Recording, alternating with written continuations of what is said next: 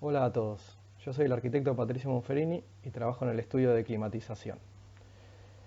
En este video me gustaría profundizar algunos conceptos de los que Pedro habló en videos anteriores y me gustaría empezar por el tema de los puentes térmicos. Cuando hablamos de puentes térmicos es importante entender tres conceptos. Por un lado está la conductividad térmica, la resistencia térmica y la transmitancia térmica. Cuando hablamos de conductividad estamos hablando de la capacidad del material de conducir el calor. ¿Qué significa? Es que si este material es más o menos permeable al paso del mismo. Mientras más baja sea la conductividad, esto va a significar que va a ser más aislante a ese paso de calor.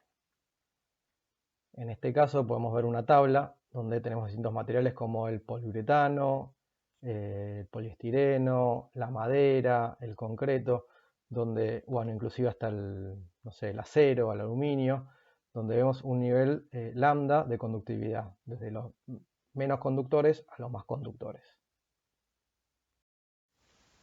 En el caso de la resistencia térmica, a diferencia de la conductividad, es la oposición al paso del calor que posee un elemento o un material. De esta manera, está directamente relacionada con el espesor del mismo, por lo cual la resistencia va a ser igual al espesor de ese material sobre su conductividad térmica.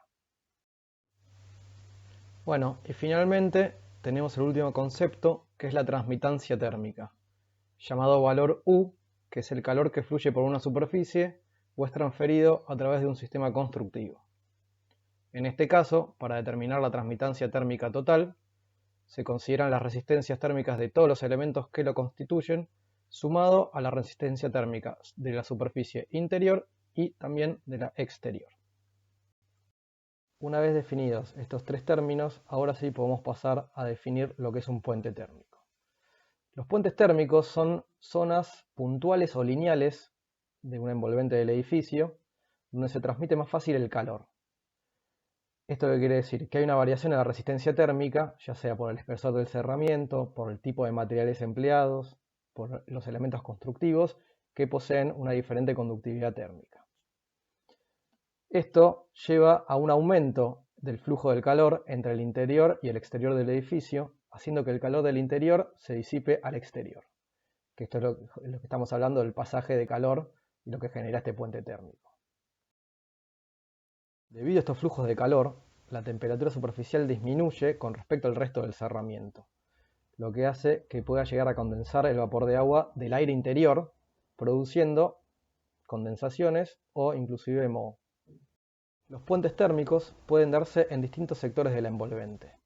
Pueden aparecer en los cerramientos en sectores como columnas, cajas de persianas o contornos de aberturas. También en encuentros de cerramientos, como pueden ser encuentros de losa con fachada o encuentros de fachadas con cubiertas o mismo en las esquinas de las fachadas, que estas pueden ser entrantes o salientes. En este caso vamos a ver dos ejemplos. Por un lado vamos a tener un encuentro entre una losa y una fachada, donde podemos ver que el paramento vertical está aislado, en donde podemos ver claramente las líneas termales que son paralelas, donde no se produce ningún tipo de cruce o variación del flujo de calor. Mientras que donde la losa se encuentra con el paramento, con la fachada, se rompe esta aislación y lo que genera un traspaso claro de calor y ahí es donde se produce el puente térmico. En el otro caso, con una columna, podemos ver, o sea, una columna que está integrada a la fachada, la aislación se utiliza de forma continua, recubriendo tanto el perímetro vertical como la columna, haciendo que las líneas termales se mantengan paralelas en todo su conjunto, y así se evita que el flujo de calor del interior al exterior se realice. Entonces, en este caso, se rompe el puente térmico, no se genera un contacto o un flujo de calor en este caso. Para poder evitar o reducir al mínimo los puentes térmicos, se ha desarrollado una especie de atlas o enciclopedia, por así decirlo, donde para cada situación constructiva se le da una posible solución para lograr evitar ese flujo de calor.